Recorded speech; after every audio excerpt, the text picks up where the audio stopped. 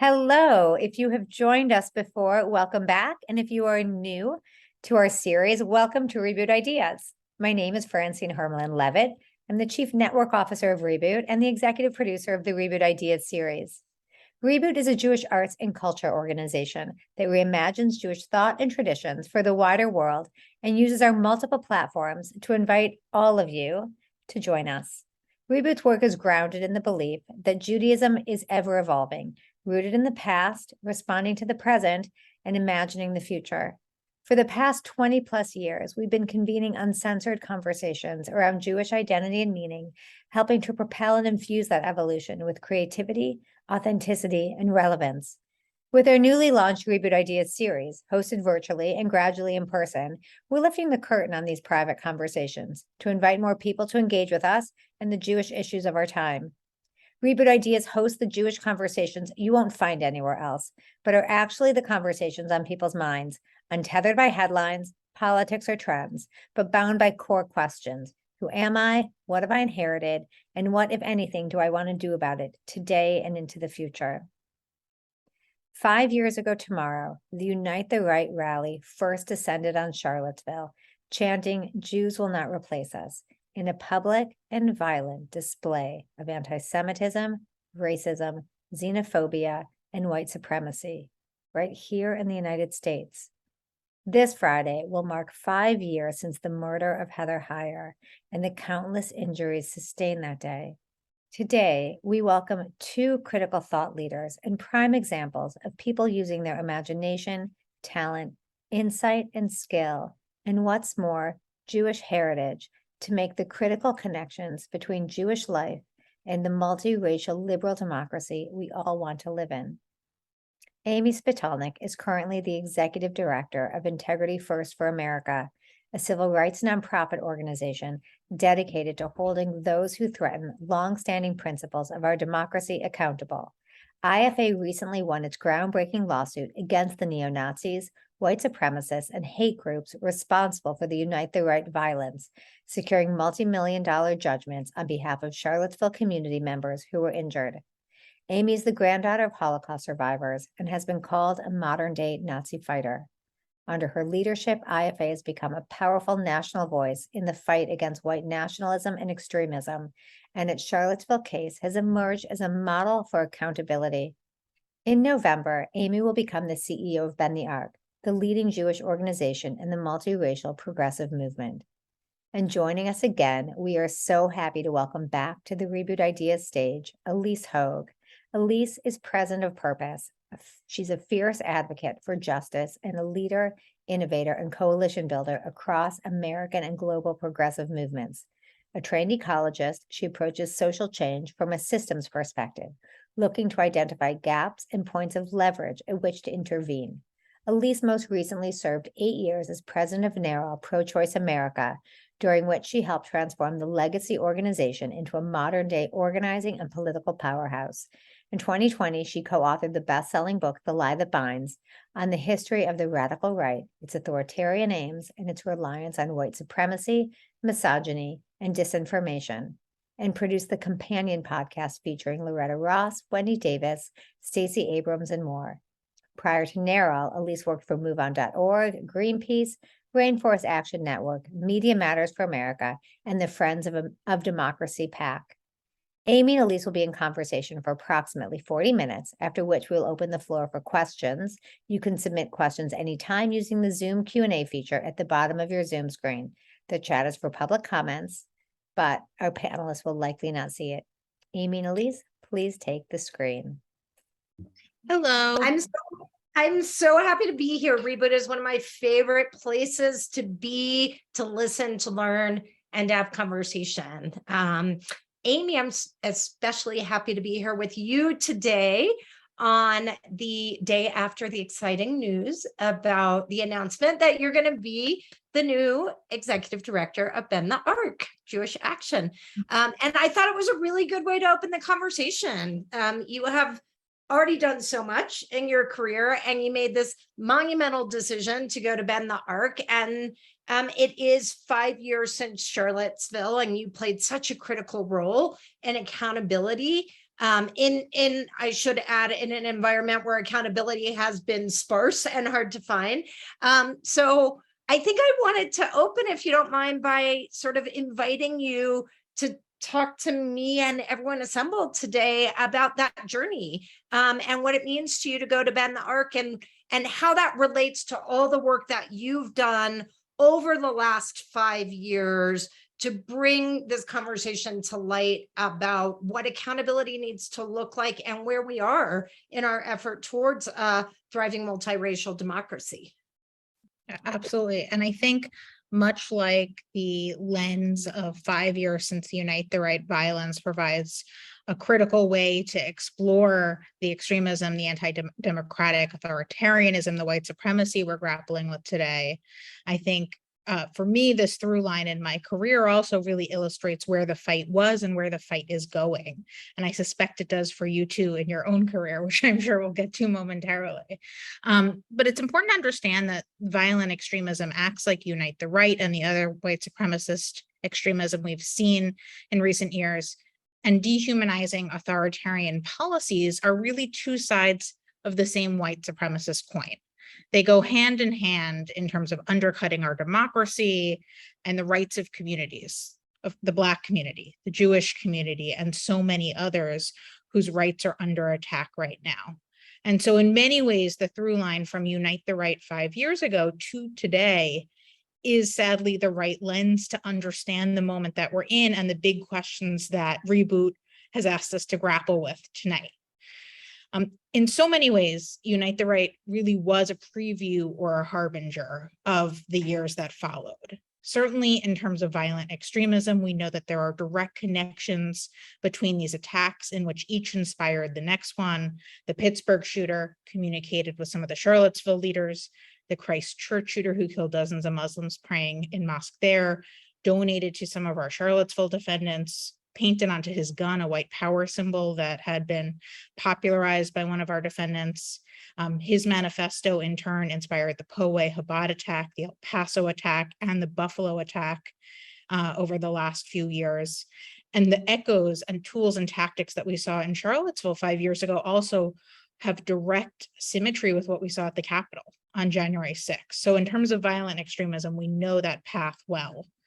But I also think that what we saw 5 years ago really illustrated the broader white supremacy, racism, anti-Semitism, and extremist ideologies that have become increasingly normalized in our politics and our society.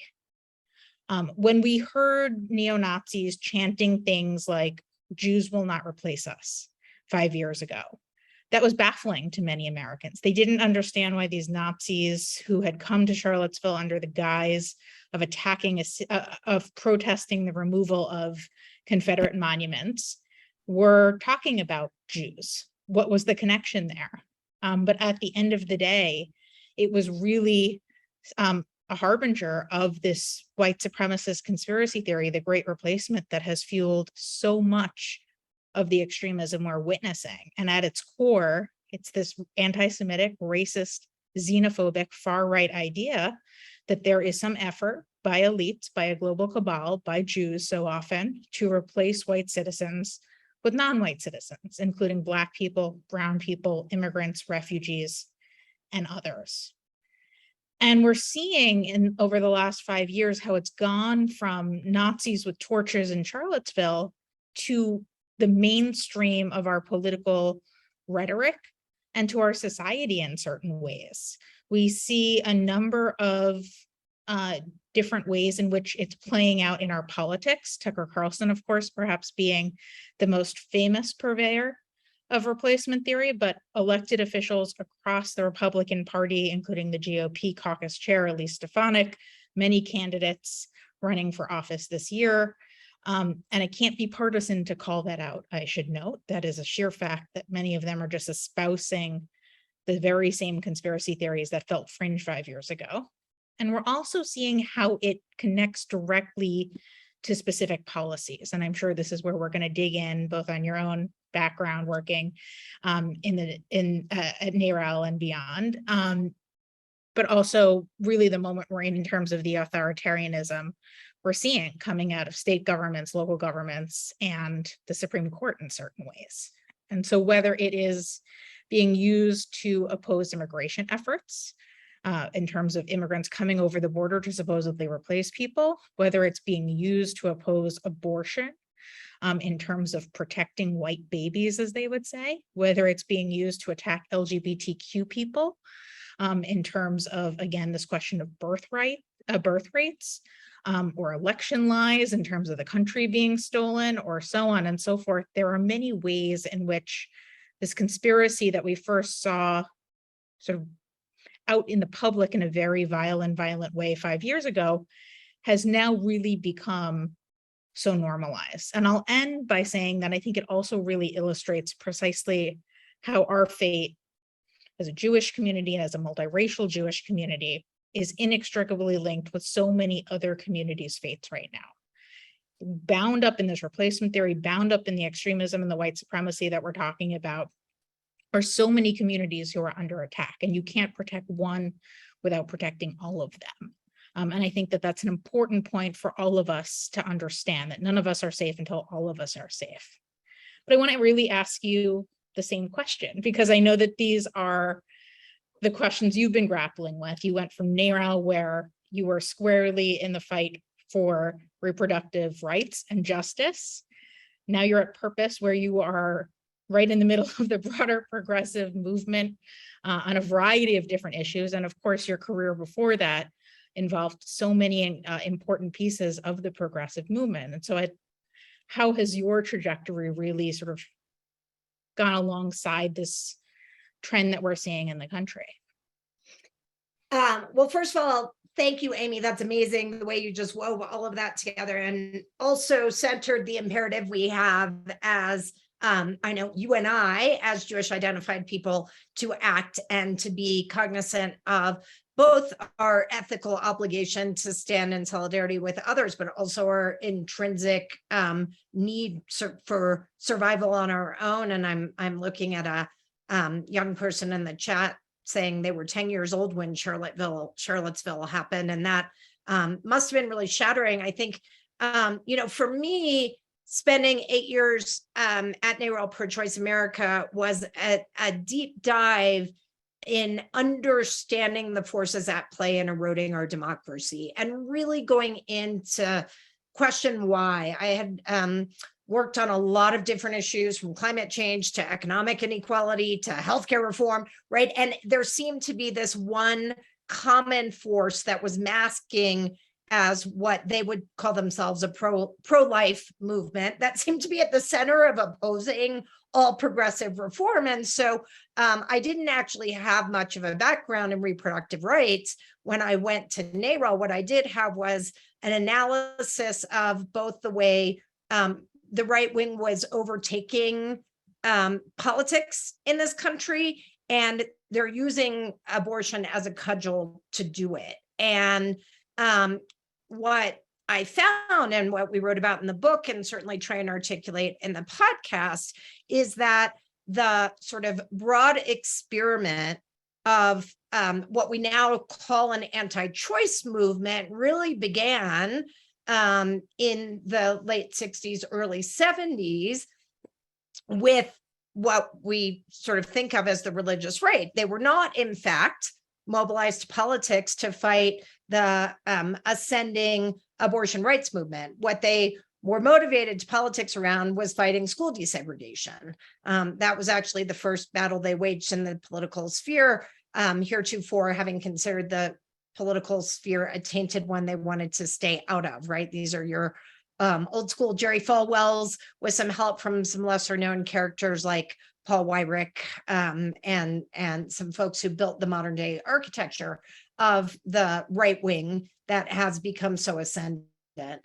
So when I went to NARAL, I was like, this is fascinating, this issue, which, first of all, most people in this country the vast majority of people, we just saw this in Kansas, believe in the legal right to abortion, has been effectively sort of been the tip of the spear of a movement that seems to be much broader than that. And what I found is, of course, that's true, right? Of course, it is true that what has been termed sort of the anti-choice movement was grounded in white supremacy from the beginning. And really their ultimate goal was to assert a very heteronormative, very patriarchal, very white fundamentalist Christian moral framework in the political, economic, and cultural realm in this country. And we go into great detail about how they managed to do that in the book. But one of the things that is sort of the through line to me is it was always about authoritarianism. Gender repression is part of authoritarianism, just as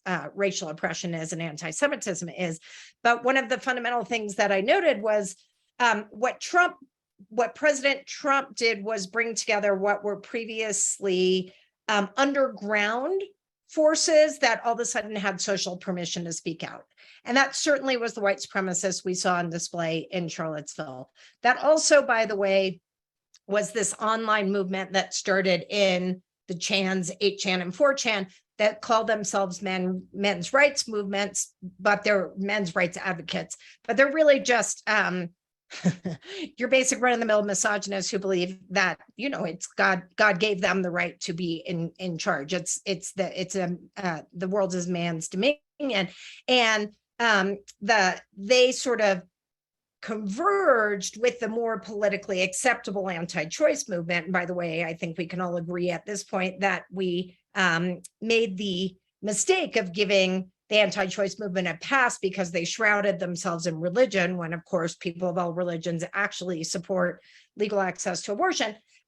And so you see in what is, as Amy points out, what is normal political discourse, things like replacement theory popping up, right? I was just referring in another talk I gave recently to Steve King, who was a congressman from Iowa, actually saying, well, if you take out rape and incest, probably, there's nobody left in the family tree. So we certainly can't have exceptions for rape and incest, these outrageous things that people say, right? And so that white replacement theory was the sort of inflection point where you saw that connection between overt and avowed white supremacists and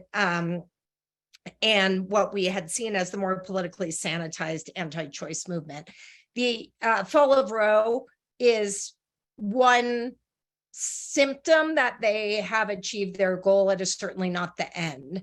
But getting back to the original question, I would offer two things. One is that my purview now from purpose and being able to see broader systems, both the way it's manifesting beyond reproductive rights, but also globally, is what we're grappling with is a global phenomena. And in fact, we have to recognize it as such. This is not a uniquely, we like to think of American exceptionalism. We're known around the world for it, but we're not exceptional.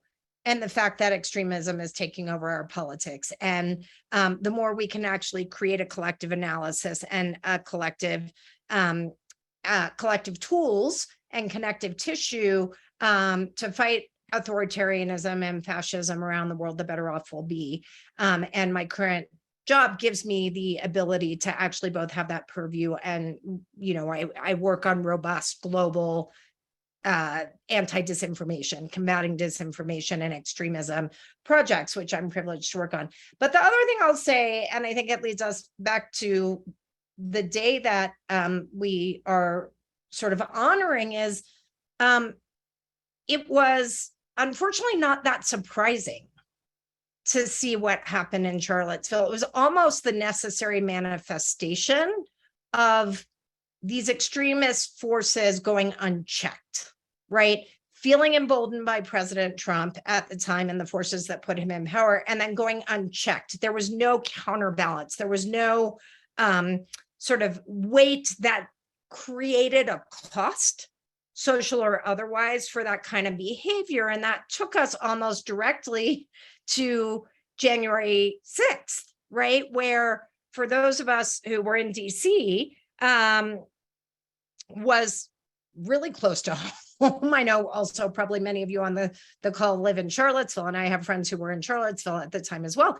And there's like almost no sensation like having tanks roll through your neighborhood, you know, in the middle of this, and to bring home what the actual cost of this unchecked rising extremism is, but also just to sort of bring it full circle, just looking at the live stream from inside the Capitol, I personally, and all the people who work in the field I'm in, we could recognize individuals. These were known people, right? Like they had protested outside of abortion clinics. They had run for office. These were not people who had been living in bunkers underground and all of a sudden emerged. They walked among us, right? And that was true in Charlottesville. And it became even more true on January 6th. And so, Amy, that just sort of leads me to the question of, now we're a year and a half past January 6th. Thankfully, some things have gotten a lot better, including a different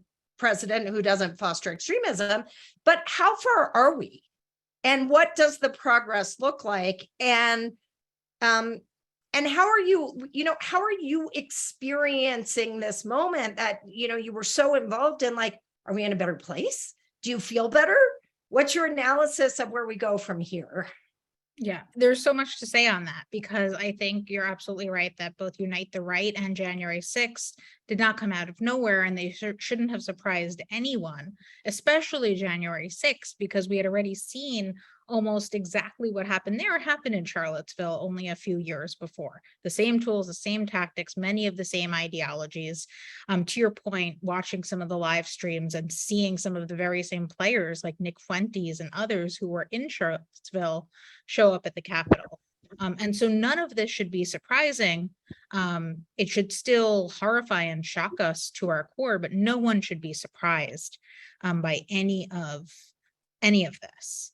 I also think you're right that we are at a moment now that feels both very different than January 6th, very different than Unite the Right, in some good ways and in some even more troubling ways. I think the good ways, right? Let's start there. There has been a level of accountability that we haven't seen for some time. Certainly during the Trump years, there was far too little accountability on any of these issues. It was one of the impetuses for Integrity First for America in our Charlottesville suit, watching the violence unfold in Charlottesville, knowing that Jeff Sessions was leading the Department of Justice and unlikely at best to do anything. It made the importance of private plaintiffs like ours taking action all the more crucial. And really sadly, it has been the only one of the rare examples of accountability, not just coming out of Charlottesville, but I think more broadly at this moment of extremism. Until January 6th or so, in which we're now seeing lawsuits modeled on our Charlottesville case, which is fantastic in and of itself. We're incredibly heartened by that. There's at least 4 lawsuits brought by the DCAG, members of Congress, members of the Capitol Police, that are explicitly modeled on ours, and that are moving forward in the courts. And as many people know, hundreds and hundreds of criminal prosecutions that have come out of the Department of Justice, all in addition to the January 6th Commission, which is really pulling back the curtain on the details of what happened, I think in many ways illustrating the importance of truth-telling, of storytelling, just like our Charlottesville trial did, getting the facts on the record of what actually happened with the goal of holding those responsible accountable.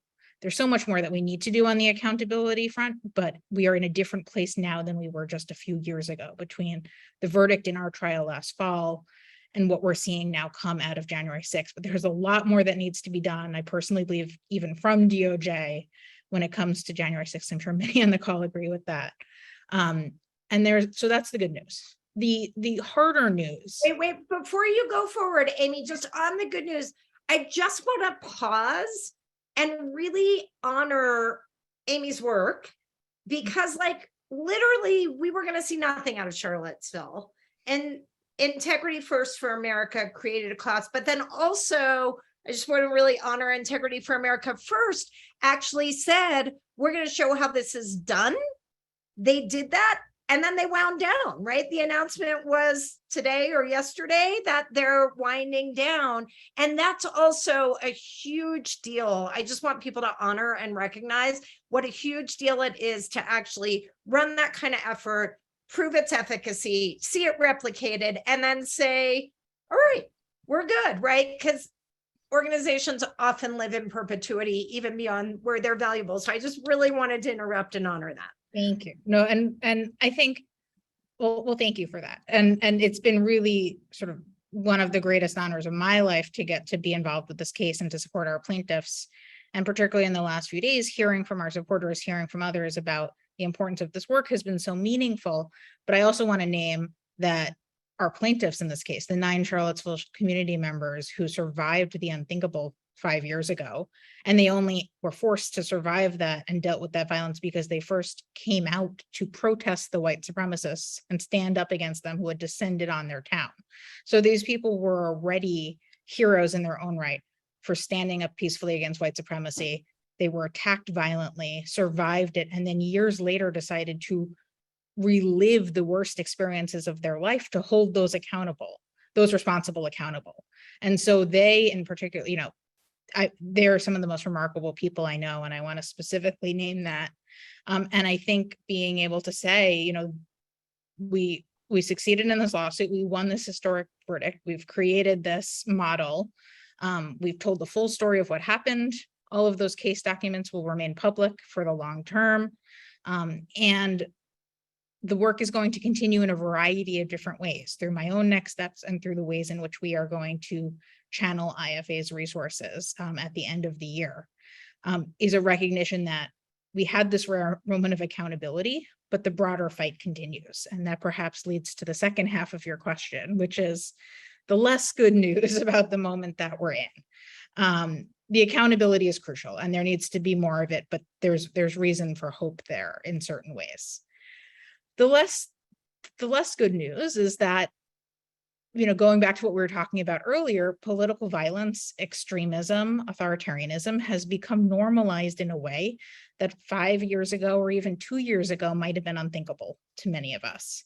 And you're seeing this right now with some of the responses to the search warrant at Mar-a-Lago, in terms of direct calls for civil war and violence and revolution coming from right-wing politicians and leaders and pundits. It's the same thing we saw before January 6th and in a variety of other key moments. We're seeing it with that normalized replacement theory and other forms of white supremacist conspiracies being espoused by politicians and pundits. We're seeing it in authoritarian policies like the anti-LGBTQ bills in Florida and elsewhere, the anti-woke bills, of course, the abortion bans, the voter suppression efforts targeting the Black community, and so much more. And we are at a stage where those sorts of policies and their impacts, you hear about book bans, you hear about libraries shutting down because of some of these policies or the threats that those working in the libraries or in schools or in public health have been facing. All of that is interconnected and reflects a normalized anti-democratic violent extremism that has become far too commonplace in our politics. And I will say it's not relegated just to red states. This is happening. For example, I live in New York. So the gubernatorial candidate here in New York has had connections to some of this extremism in very real ways. And again, it's not partisan to acknowledge that or say that. We have to recognize that these are sheer facts of the moment that we're in. But there's an opportunity in this moment as well. I think, the goal of all of this extremism, the goal of the authoritarianism is to make us feel like we're powerless, that there's nothing we can do in the face of this violence, that there's nothing we can do in the face of these policies, and we're not powerless. There is plenty we can do. So as someone who has been squarely in the center of progressive activism, I'd love for you to talk a little bit about what some of our most valuable tools are right now. We are frequently told to vote. And yes, we should absolutely vote, but we vote and what is the and? And also share what we should do on the voting front too, I think, because it is inextricably linked with how we fight back against these anti-democratic trends, because so many of them actually cut to the core of undermining the right to vote as well.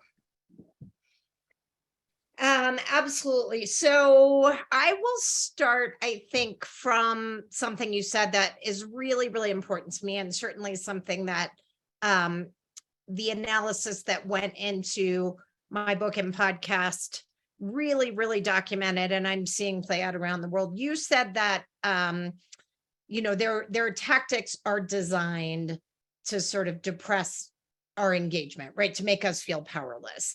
And I would actually take that one step further. Yes, we see that everywhere, right? Just take the example of abortion, right? Like even standing up on social media for many, many years, it's, the fall of Roe has proven to be a tipping point, but for many, many years, if you were going to say something positive about your position on abortion rights and abortion access, you could be sure that you were going to be shouted down. You could be sure that you were going to be facing an onslaught of grotesque medical disinformation about the procedure of abortion. And that's by design, right? That's by design, because what they were trying to do is drive up the cost of participation in the conversation.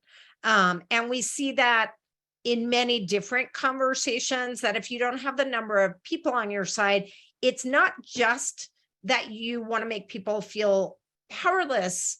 It is that you actually depend on large scale disengagement to be able to get your way.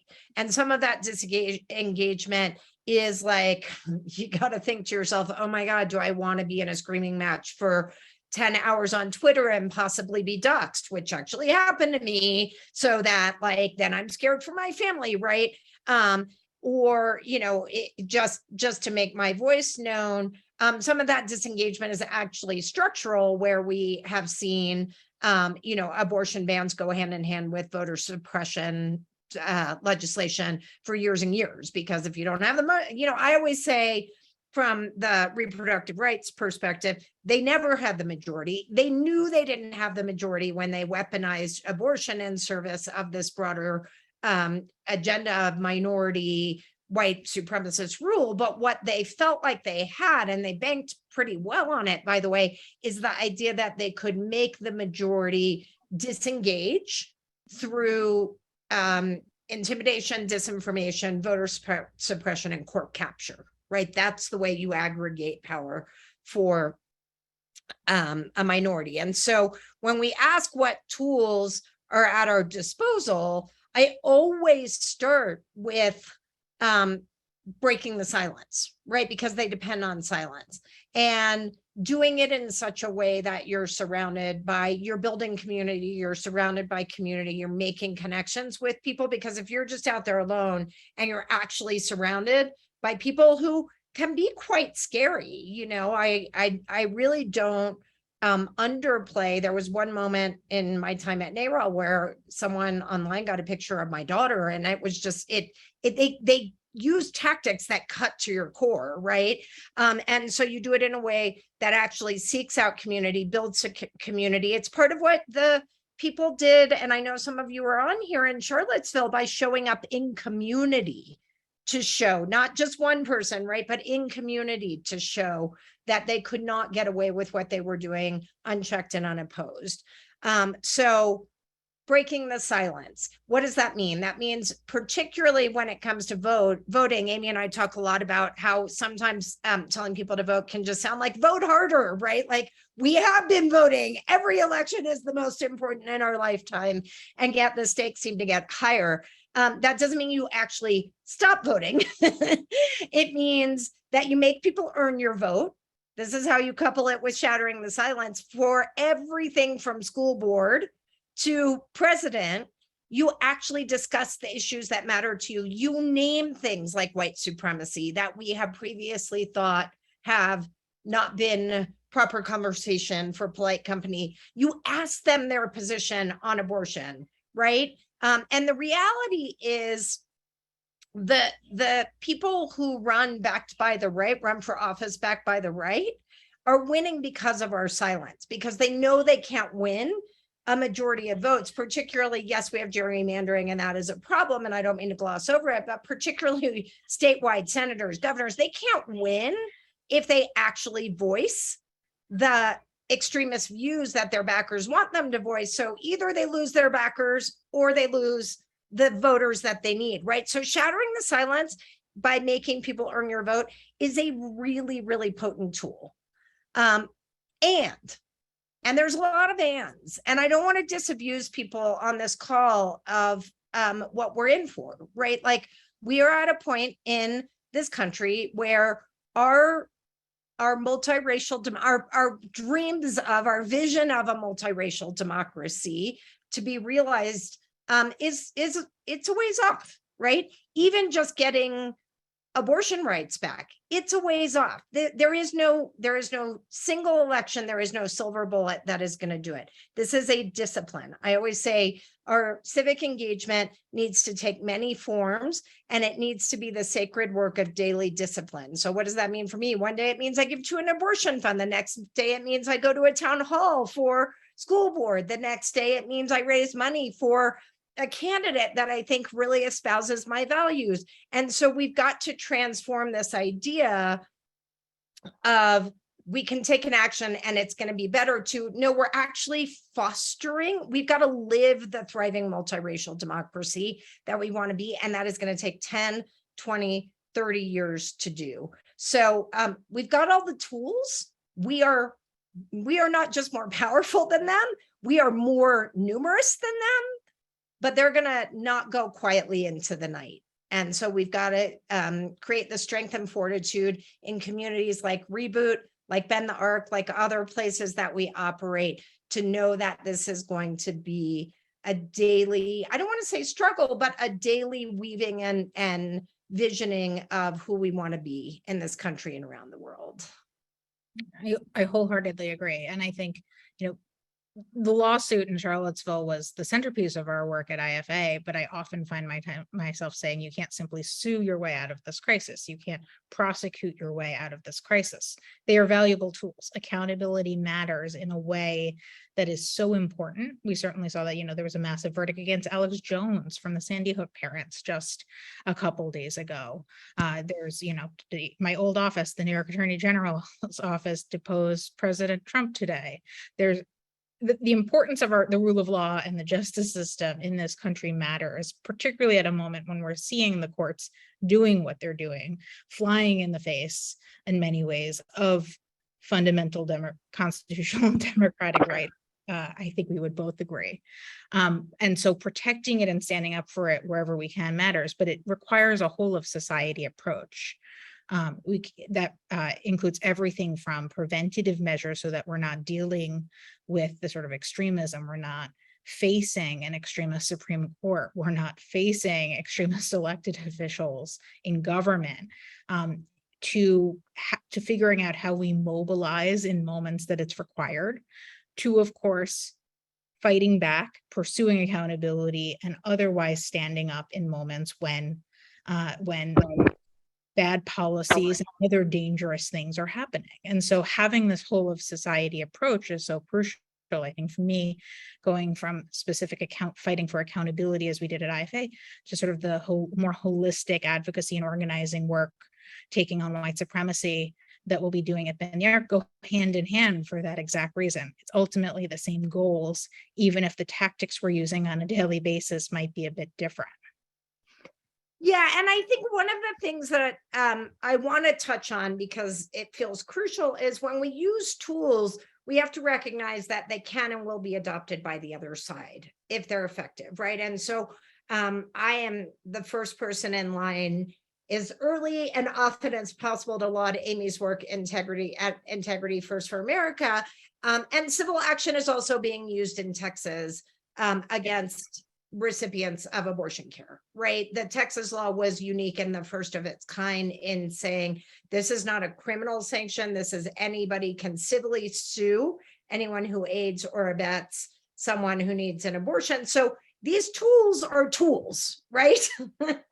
And so that doesn't mean that we abandon them, when the other side adopts them, but it means we have to be very, very careful about how we think about using them and amplifying the proper use of them, and then engaging. I'm from Texas, so I'm very focused on Texas. My entire family's there, but there are wonderful acts of quite visible nonviolent civil disobedience when the tools are being utilized for harm and not good, right? So I think that that's a really, really important point to make. I totally agree. And I think we're seeing now, certainly, the January 6th case is modeled on ours, which is, we think, fantastic. We're seeing in the aftermath of the Dobbs decision, a number of religious freedom lawsuits, including brought by Jewish organizations in Florida against that abortion ban, which is phenomenal. I mean, I think abortion rights are at the core of religious freedom in the United States, in that we all deserve to have access to fundamental rights to practice our religious freedom, however that we define that. And there's also the role of, we touched very briefly on state AGs. I remember years ago in 2016 being at an election night, that horrific election night. And I was working in the New York AG's office at the time, and thankfully you and a few others were not very far from me when it became clear that the election was not going in the direction many of us hoped. And I remember you turning to me and saying, your office is now on the front lines of the resistance. And that is true, in that over the 4 years of the Trump administration, from the Muslim ban to fighting the DACA repeal to fighting for reproductive rights to so much more, progressive state AGs, Democratic state AGs were on those front lines. And now, of course, we're seeing Republican state AGs try to use the same playbook.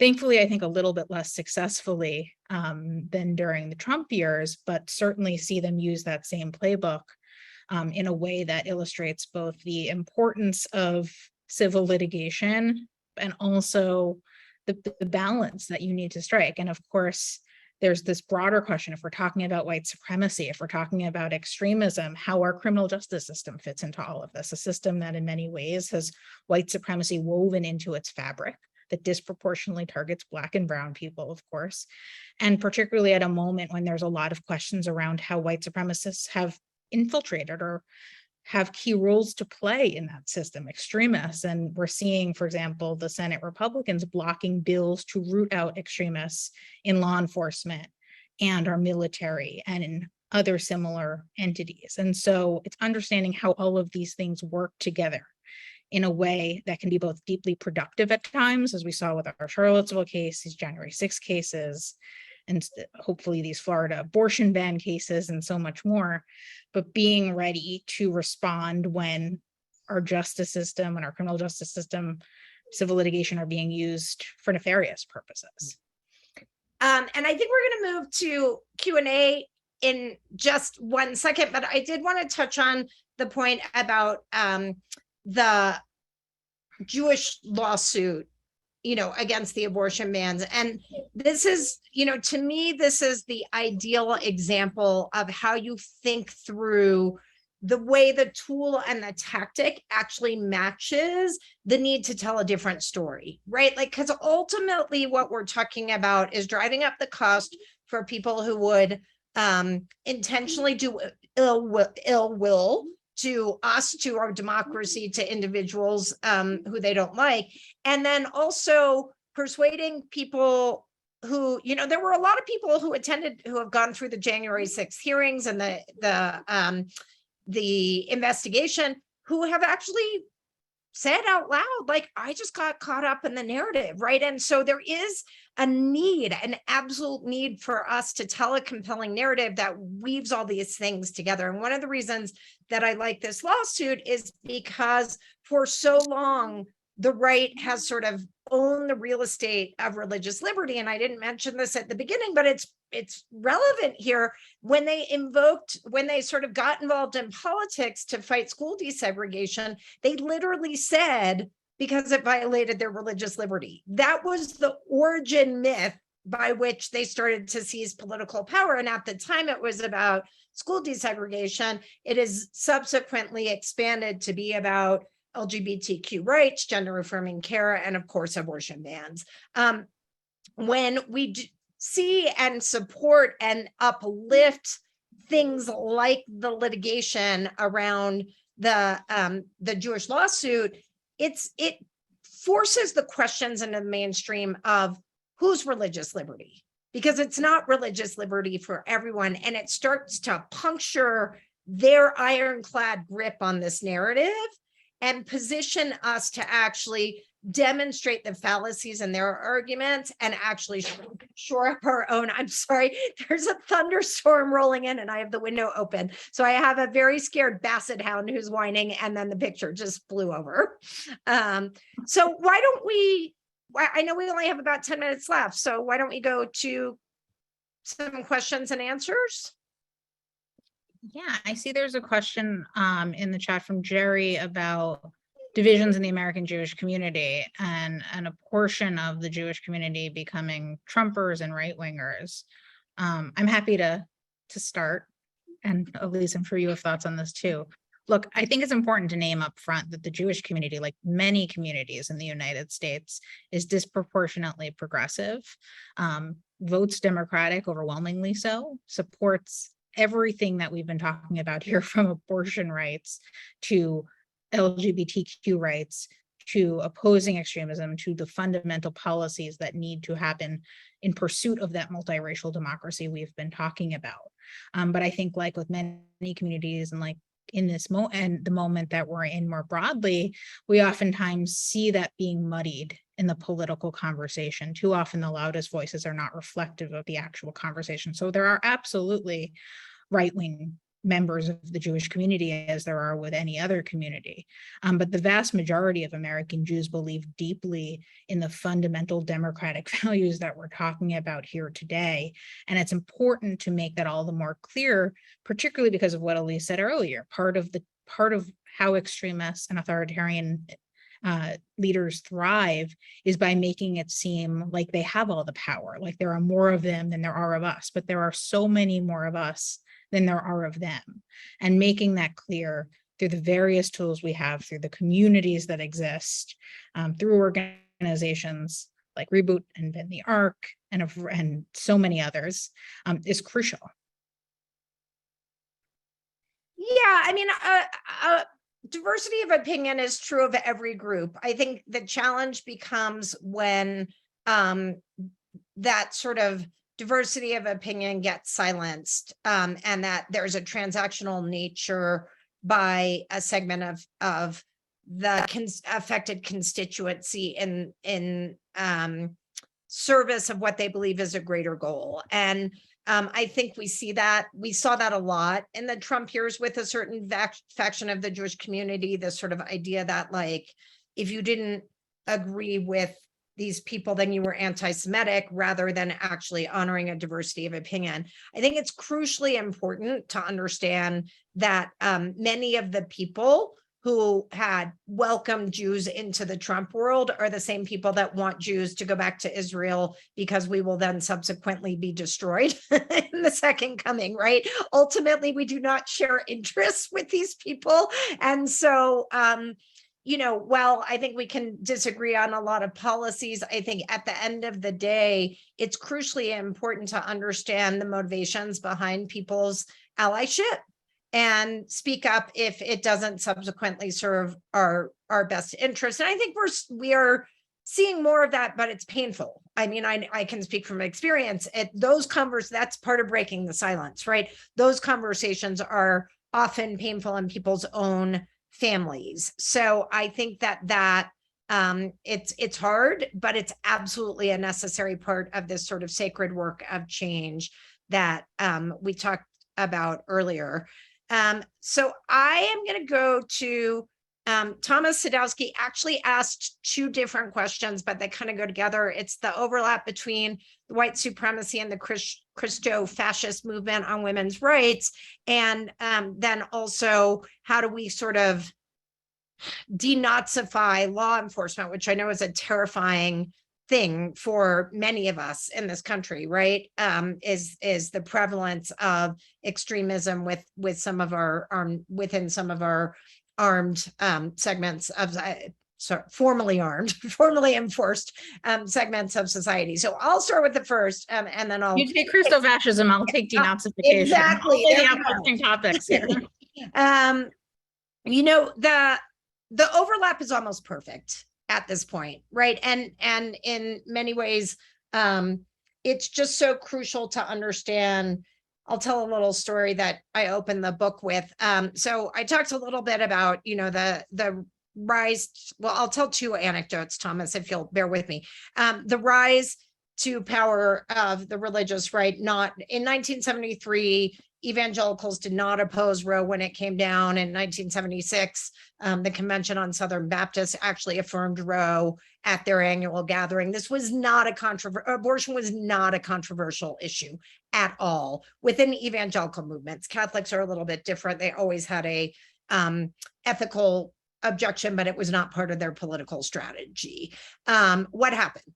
They lost on school desegregation. And I always am careful to say not because we've solved structural racism in schools, which we have not, but because they exhausted every legal avenue by which they were protecting their segregationist academy under the tax code. And they won the ERA. People forget that. Phyllis Schlafly rose to power and by 1977 had defeated the ERA. And these sort of two leader movements needed a new issue to organize around, and they wanted something that neatly encapsulated their desire for what they called the natural order of society, a very heterocentric, normal family structure. And in fact, they sort of wanted to go after contraception because that had much more of a monumental effect in society. I mean, women were not leaving the workplace. They were actually challenging for pay equity and for access to the C-suite, but they felt like that was like a little too much, too quick, like people like their contraception. And so they, on a conference call in 1978, were like, what about abortion, right? And that became sort of what I call the tip of the spear.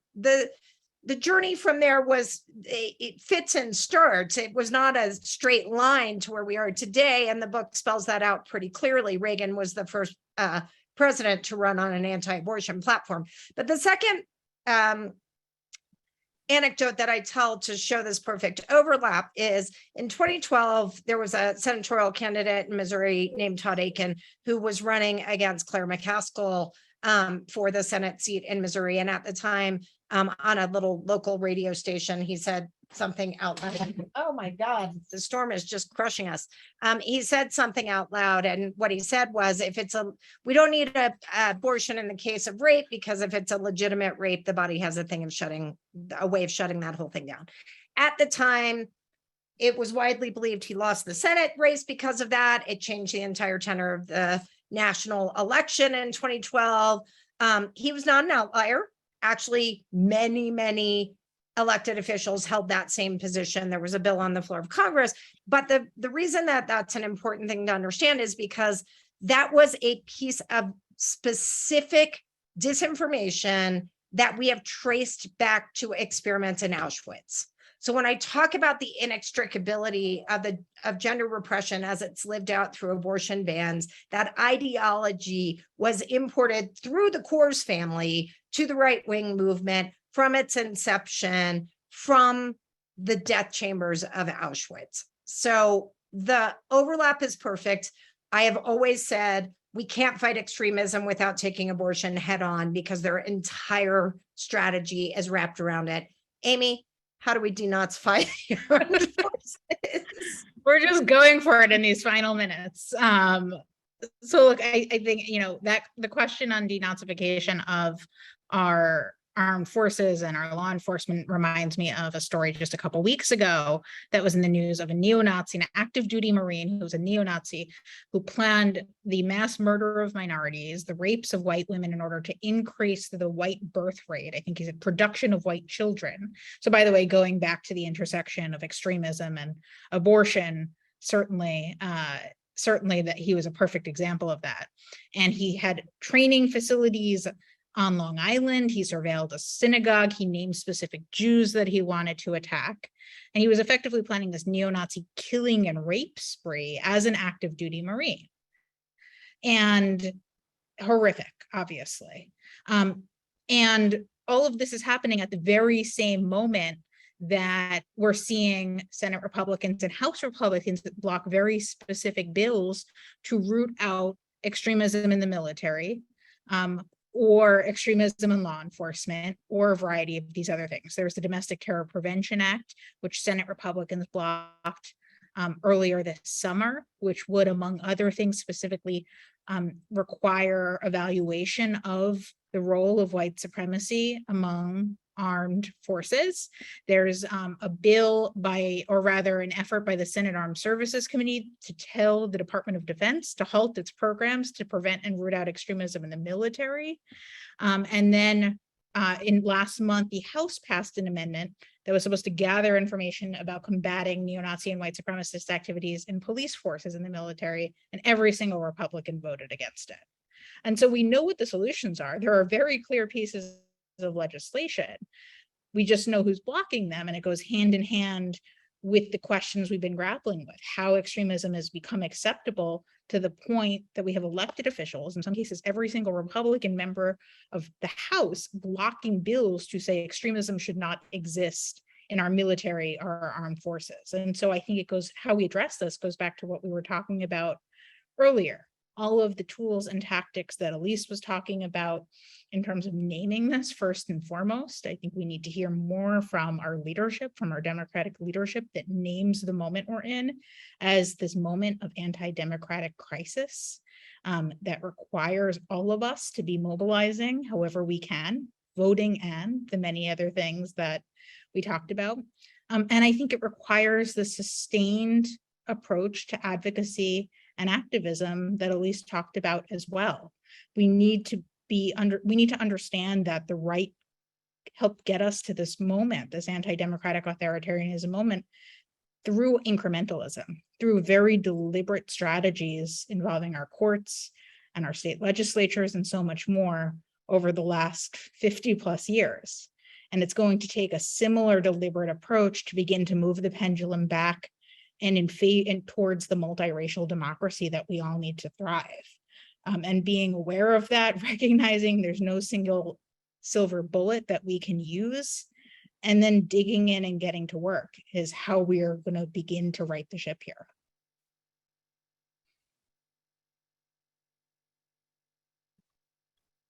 I hate to be the one to jump in on this conversation, but I know that we had a hard stop 3 minutes ago. Ilyse and Amy, thank you both so much for the work that you do, for the fact that you actually put your bodies, yourselves in the front lines to protect these things that mean so much to all of us. The hope from this conversation is that we can grow the cohort of people who are joining you in this work. Amy, congratulations to everything you've accomplished and to your new position.